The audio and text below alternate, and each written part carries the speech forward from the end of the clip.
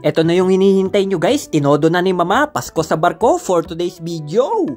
Grabe, sobrang dami ng ganap, chibog, papremyo, pati na rin talent show, let's go! Wala nang teka-teka, pumunta na kagad tayo ng kusina para makita natin kung paano sila maghanda. Hindi pa ako nakakapasok guys, may nagbabalot na ng lumpia, Shanghai! At ang unang bumungad sa atin, putok-batok, si Master Ugis, na may kasama pang thumbs up. Kakapromote lang pala niya guys. Dati taga-ihaw siya ng pipino. Ngayon barbecue na. Sheesh! Tignan nyo naman guys. Talagang pandiinan. Hindi yan tinipid sa laman. Stick pa lang. Busog ka na. Alright!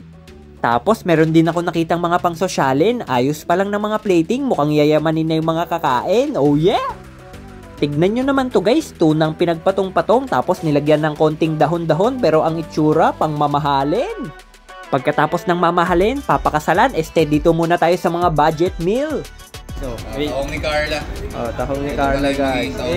Libre balat yan guys. Grabe si Mayor J. Kala ko binabalatan niya lang. Pagtingin ko sa oven, sheesh! Ito pala guys yung mga butchigang. Uy, ube flavor. Pinaliguan pa ng sesame seeds. Halos kumpleto na yung mga handa mula prutas hanggang sabaw. Tapos yung putok-batok na lechon na rin. Sheesh!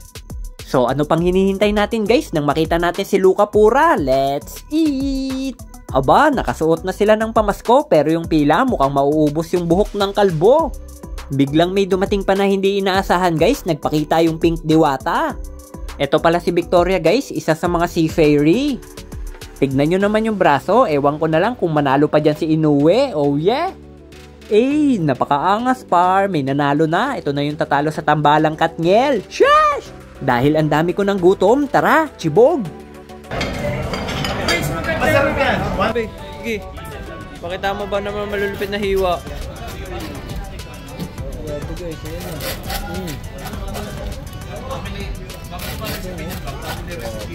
Ano to?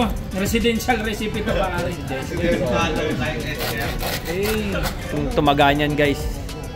Tignan mo guys samurai. Pagkatapos ng putok-batok, meron tayong litsyong manok. Talagang napakagalante ni Mama, walang problema kahit bumalik ka ilang ulit. Unlimited pala lahat yan guys at higit sa lahat, libre. Grabe, sa sobrang dami ng pagkain, hindi ko na alam kung anong pipiliin. Tulad nito, palabok pa lang, overload na, samahan mo pa ng Shanghai. Kung wala ka namang mga allergy, dito naman tayo sa mga seafoods. Ang lalaki ng crabs, dapat sulitin, pag-uwi, may bayad na sa atin. Sheesh! Baked tahong, tinabihan pa ng mga siomay, tapos yung pampagana, chili garlic. May toyo, yung jowa mo. Diet muna tayo guys, no rice. Ito lang muna yung kinuha ko kasi baka mamaya mapalaban ako sa talent show. Alright! Hipon with baked tahong is life. Tapos yung kaharap natin guys, Disney Princess. Pagkatapos ng food trip malala, pumunta naman tayo sa talent show. Oh yeah!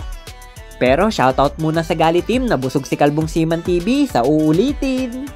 Nabigyan pala ako ng access guys na makapasok sa backstage. Tara, tignan natin. Tayo lang yung may access sa backstage guys.